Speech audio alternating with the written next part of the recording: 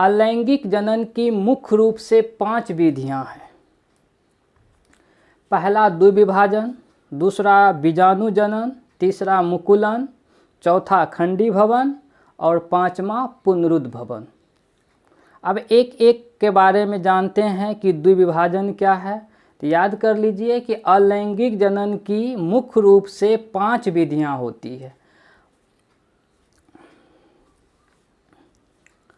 अलैंगिक जनन की मुख्य रूप से 5 विधियां होती है।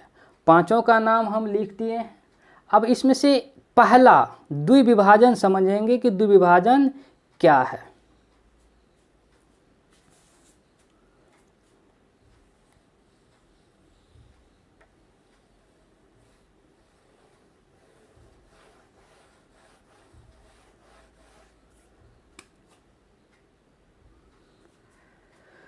द्विविभाजन पहले समझ लेते हैं। एक जनन बीज से विभाजित होकर 2 संतान उत्पन्न करता है, उसे द्विविभाजन कहते हैं। एक, इसका परिभाषा इस प्रकार है, एक जनन बीज से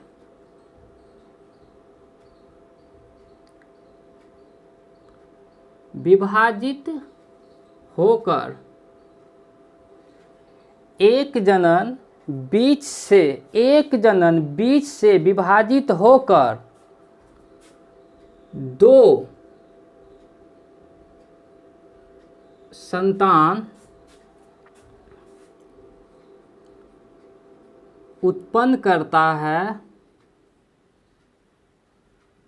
उसे द्विविभाजन कहते हैं।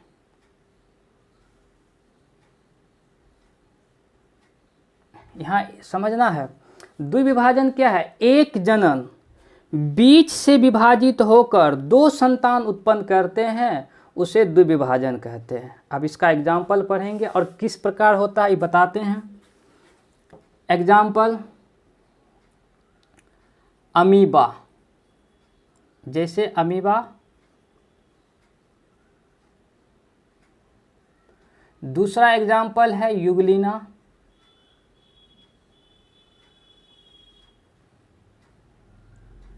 और सारे प्रोटोजोआ संघ के प्राणी है। अब ये समझना है कि एक जनन बीज से विभाजित होकर 2 संतान उत्पन्न करना ही द्विविभाजन। नाम भी देखिए, 2 विभाजन। यहाँ देखिए किस प्रकार से 2 विभाजन होता है, ये देख लीजिए। ये अमीबा है,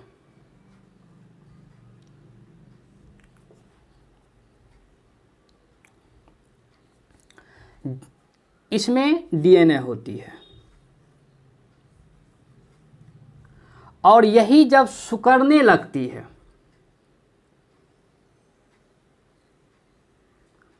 तो यही डीएनए इसमें डबल हो जाता है।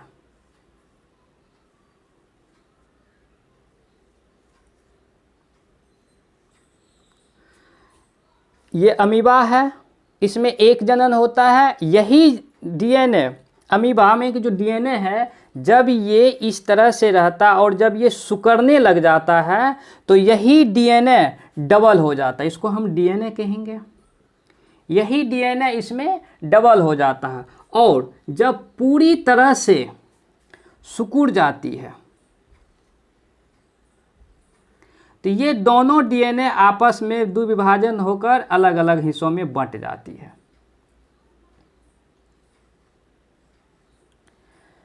इसी में 2 डीएनए और पूरी तरह से सिकुड़ जाती है तो इसके अंदर जो डीएनए है वह 2 हिस्सों में बंट जाती है और ये एक हिस्सा अलग हो जाती है और ये भी एक हिस्सा अलग हो जाती है।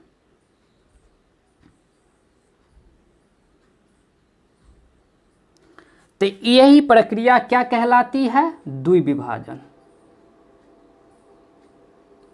द्विविभाजन कहलाती है। यहां ध्यान से देखिए, द्विविभाजन का एग्जाम्पल क्या है? अमीबा और युगलिना। अमीबा, ये अमीबा है अमीबा का कोई रंग रूप आकार नहीं होता है, याद रखना। ये अमीबा है, इसके अंदर डीएनए पाई जाती है, और जब यही सिकुड़ने लग जाती है, तो जब सिकुड़ने लग जाती है तो यही डीएनए इसमें डबल डीएनए हो जाती है, यही डीएनए इसमें डबल हो जाती है। और जब पूरी तरह से सिकुड़ जाती है तो ये डीएनए दोनों आपस में बंट जाते हैं।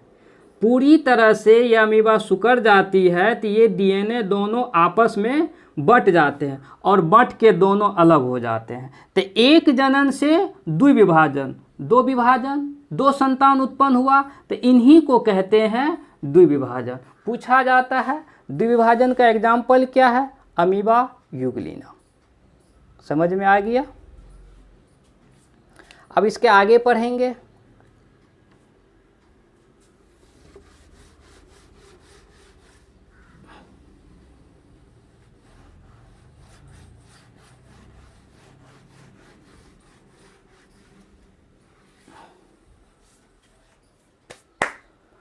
दूसरा है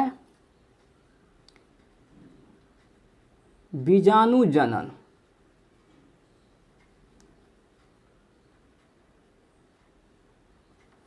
दूसरा है बीजाणु जनन। आप सबसे पहले समझेंगे कि बीजाणु जनन है क्या। बीजाणु जनन वह जीव है, बीजाणु जनन वह जीव है जो बीजाणु उत्पन्न करता है, बीजाणु उत्पन्न करता है, और वही बीजाणु अंकुरित होकर एक नया संतान बनाता है। इसी को बीजाणु जनन कहते हैं। तो बीजाणु जनन वह जीव है जो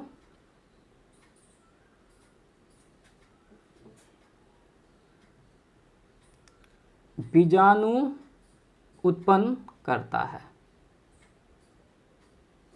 वही बीजाणु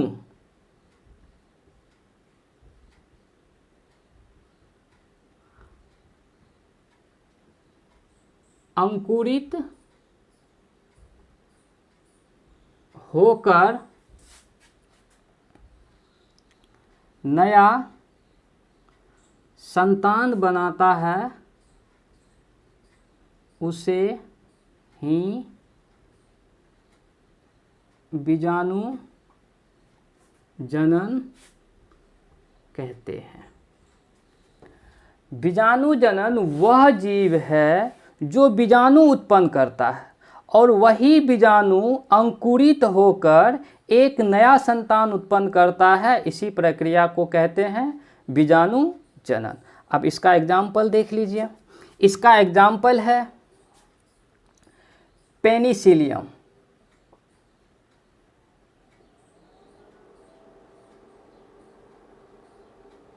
पेनिसिलियम, पेनिसिलियम। अब ये समझेंगे किस प्रकार से बीजाणु उत्पन्न करता है। तो सबसे पहले इसका एक चित्र बनाते हैं।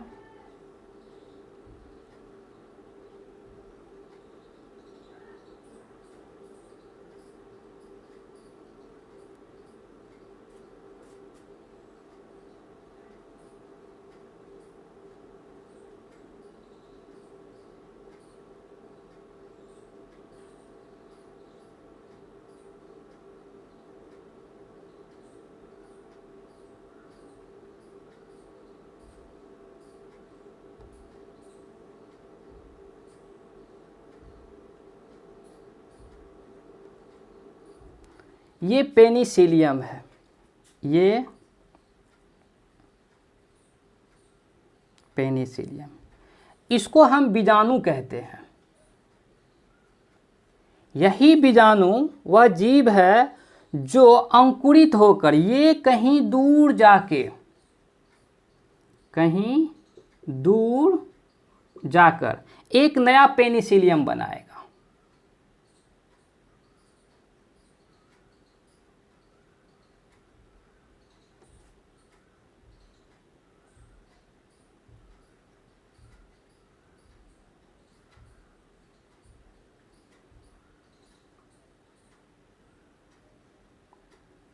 एक नया पेनिसिलियम बनाएगा। मतलब ये पेनिसिलियम है, इसमें ये बीजाणु है, ये बीजाणु अंकुरित होकर या इससे हवा का झोंका जो भी चीज़ हो इससे कहीं दूर जाकर एक नया पेनिसिलियम बनाएगा और इन्हीं को हम कहते हैं बीजाणु जनन। इन्हीं प्रक्रिया को क्या कहते हैं? बीजाणु जनन। अब इसको फिर से पढ़ना है। बीजाणु जनन वह जीव है जो बीजाणु उत्पन्न करता है। देख लीजिए, बीजाणु उत्पन्न किया, ये क्या है? ये बीजाणु उत्पन्न करता है। और बीजाणु जब उत्पन्न करता है तो यही बीजाणु कहीं दूर जाकर एक नया पेनिसिलियम बनाता है। इसी प्रक्रिया को हम कहते हैं बीजाणु जनन। दूसरा भी हो गया, अब तीसरा पढ़ेंगे।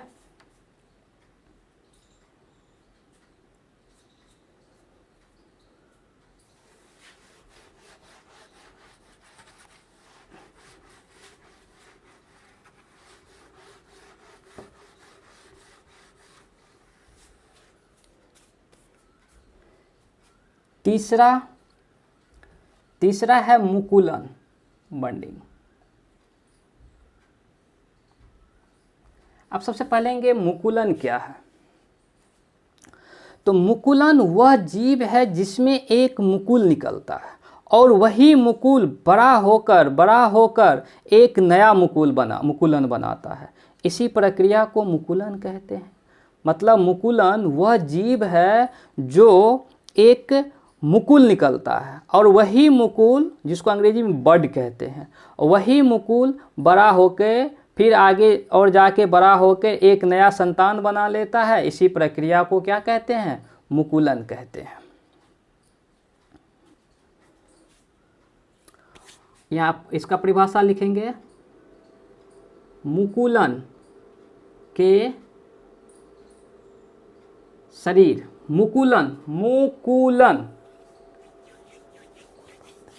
मुकुलन के शरीर में मुकुल जिसको अंग्रेजी में बड कहते हैं, मुकुल निकलते हैं और यही मुकुल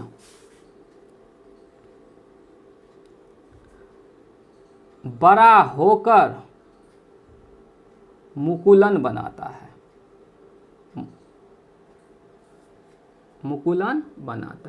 यही प्रक्रिया मुकुलन कहलाता है।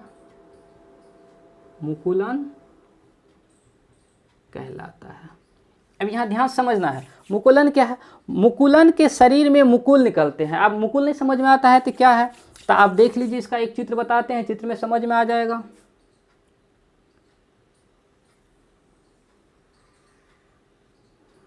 अब देखिए, ये मुकुल है, इसके शरीर में एक मुकुल निकलता है।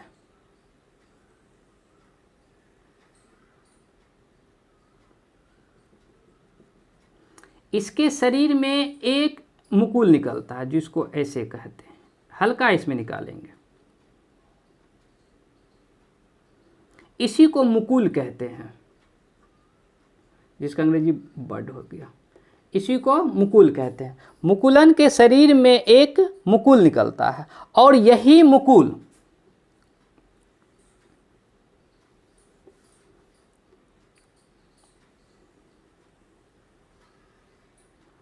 धीरे धीरे क्या होता है? बड़ा होता है। यही मुकुल धीरे धीरे बड़ा होता है और बड़ा होके इनके शरीर से ये अलग हो जाता है।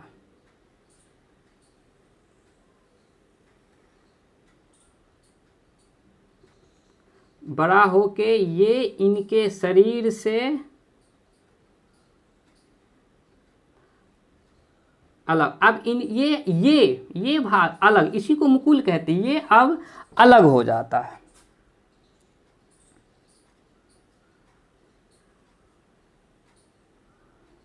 और ये एक नया मुकुलन बना लिया। ये मुकुल अलग हो जाता है तो इस प्रक्रिया को ही मुकुलन कहते हैं। इसका एग्जाम्पल है ईस्ट, हाइड्रा। मतलब ये ध्यान समझिए, मुकुलन के शरीर पर एक मुकुल निकलता है और ये मुकुल धीरे धीरे बड़ा होता है। इसमें बड़ा हो गया, ये धीरे धीरे बड़ा होता है। बड़ा होने के बाद ये एक अलग प्रकार से इसके शरीर से अलग हो जाता है और एक नया मुकुलन बनाता है। तो इसी प्रक्रिया को हम कहते हैं मुकुलन। ये इसका एग्जाम्पल है ईस्ट, या इसको हाइड्रा भी कहते हैं, हाइड्रा ईस्ट। ये दो एग्जाम्पल है मुकुलन का, हाइड्रा और ईस्ट। समझ में आ गया?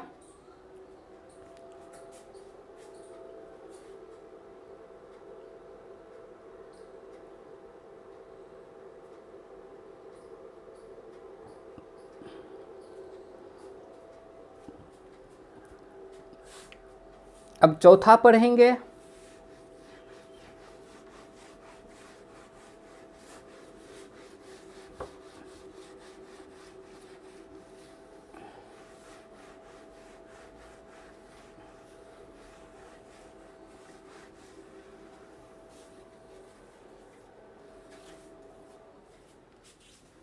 चौथा है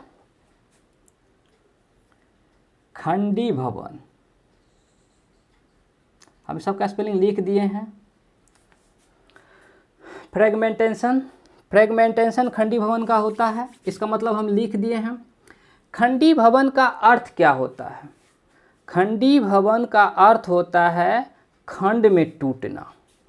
खंडी भवन का अर्थ होता है प्रत्येक खंड टूटना, प्रत्येक खंड टूटना। यानी खंडी भवन किसे कहते हैं? प्रत्येक खंड टूटकर एक नया पौधा उत्पन्न कर ले या एक नया पौधा बना ले, इसी को खंडी भवन कहते हैं। लिखेंगे इसका परिभाषा, प्रत्येक खंड टूटकर एक नया पौधा बना ले।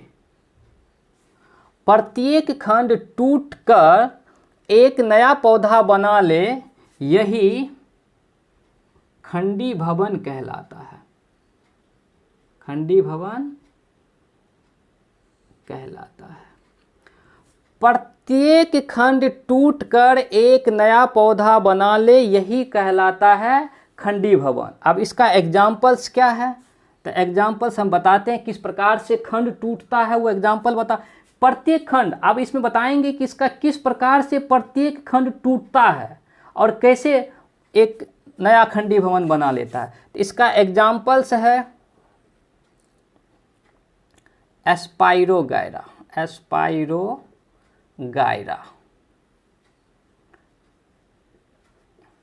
गाइवायरा, एस्पाइरोगायरा। दूसरा है यूलेथ्रिक्स, यूलेथ्रिक्स, यूलेथ्रिक्स,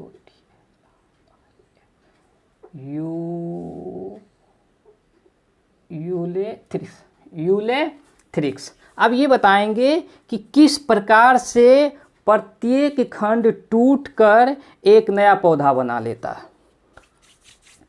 देखिए, जैसे मान लीजिए ये एक एस्पाइरोगायरा है,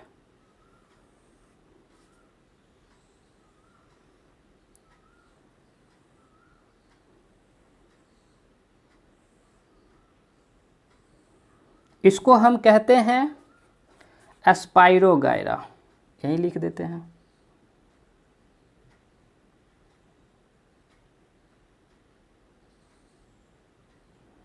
इसको कहते हैं एस्पाइरोगायरा। इसके अंदर भी डीएनए पाई जाती है।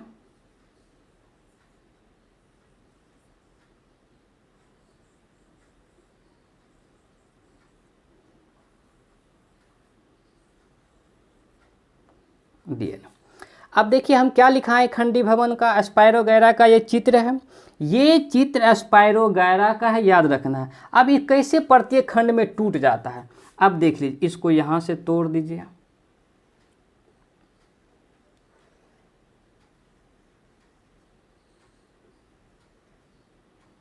तोड़ दिए। फिर इसको यहाँ से तोड़ेंगे,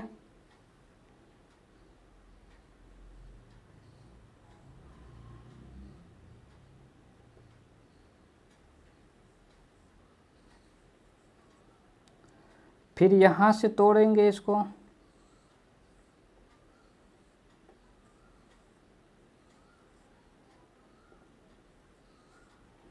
देख लीजिए प्रत्येक खंड टूट गया, ये टूट के अलग हुआ, टूटकर प्रत्येक खंड टूटकर एक नया पौधा बना ले। अब ये देख लीजिए एक नया पौधा बना ले, इसी को हम क्या कहते हैं, खंडी भवन कहते हैं। एक नया पौधा बना ले,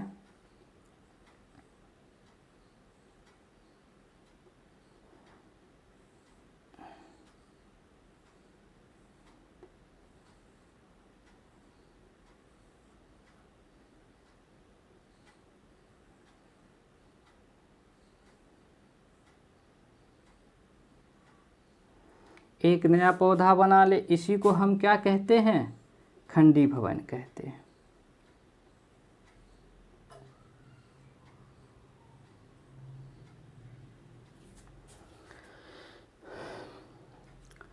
खंडी भवन, फ्रेगमेंटेशन इसका अंग्रेजी नाम हुआ।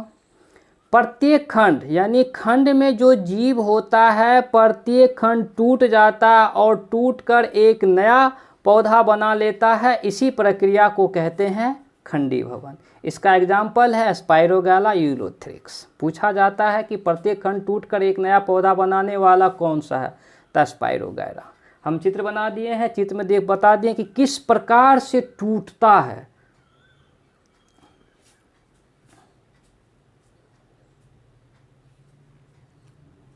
अब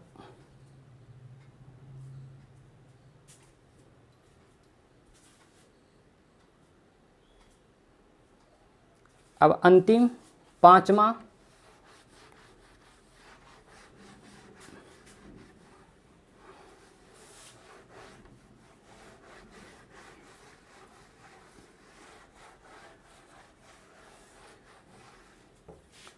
पांचवा है रीजनरेशन, जिसको हिंदी में कहते हैं पुनरुद्भवन।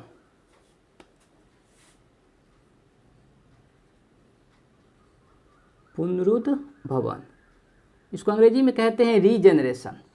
पुनरुद्भवन किसे कहते हैं, रीजनरेशन। पुनरुद्भवन कहते हैं कि वह जीव जो अपना खोए हुए अंग को फिर से पा लेता है, प्राप्त कर लेता है।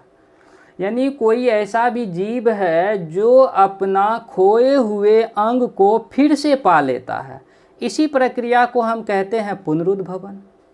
अब इसका परिभाषा इस प्रकार से देंगे, जब भाग पर एक नया पौधा बना ले तो इसे पुनरुद्भवन कहते हैं। देखिए पुनरुद्भवन किसे कहते हैं, कोई भी जीव, वह कौन सा जीव है जो अपने खोए अंग को फिर से पा लेता है। यानी जब कभी भी किसी जीव का कहीं से कोई अंग कट जाए और वह कटे हुए स्थान पर एक नया पौधा उत्पन्न कर ले। मान लो कि यहाँ से कट गया और इस कटने के बाद एक नया यहाँ पर संतान उत्पन्न हो गया या एक नया पौधा उत्पन्न हो गया, तो इसी प्रक्रिया को कहते हैं पुनरुद्भवन। आई बात समझ में। अब इसका एग्जाम्पल्स देखेंगे कि इसका एग्जाम्पल्स क्या है। प्लेनेरिया, ईस्ट भी है, हाइड्रा भी है, स्पंज भी है। प्लेनेरिया सबसे, एक चीज यहाँ है, सबसे ज़्यादा पुनरुद्भवन यानी सबसे ज़्यादा रीजनरेशन की क्षमता किसमें होती है, प्लेनेरिया में। तो ये बात नोट रख लीजिए कि सबसे ज़्यादा पुनरुद्भवन की क्षमता प्लेनेरिया में होती है। प्लेनेरिया प्लेनेरिया, प्लेनेरिया में होती, याद रख लीजिएगा। रीजनरेशन की क्षमता सबसे ज़्यादा किस में होती है? तो रीजनरेशन की ज़्यादा क्षमता सबसे ज़्यादा प्लेनेरिया में होती है। पुनरुद्भवन, रीजनरेशन को ही हिंदी में कहते हैं पुनरुद्भवन। पुनरुद्भवन की सबसे ज़्यादा क्षमता किस में होती है? प्लेनेरिया में होती है। अब एक चीज़ और यहाँ पे इम्पोर्टेंट बात है कि कौन ऐसा जीव है जिसमें पुनरुद्भवन की क्षमता होती है, और वह जीव है छिपकली। छिपकली, छिपकली, छिपकली की जो पूँछ होती है, अगर वह टूट जाए या कट जाए या किसी मारने के बाद वो उसकी पूँछ अलग हो जाए तो वहाँ पर एक नया पूँछ आ जाती है। तो वह एक जीव, ऐसी छिपकली ही एक ऐसी जीव है जिसमें रीजनरेशन की क्षमता होती है। याद रख लीजिए कि सिर्फ उसके पूँछ में, छिपकली की सिर्फ पूँछ में रीजनरेशन की क्षमता होती है, ताकि उसके पूरे शरीर में नहीं, सिर्फ उसके पूँछ में, सिर्फ उसके पूँछ में रीजनरेशन की क्षमता होती है। तो बस आज यहीं तक।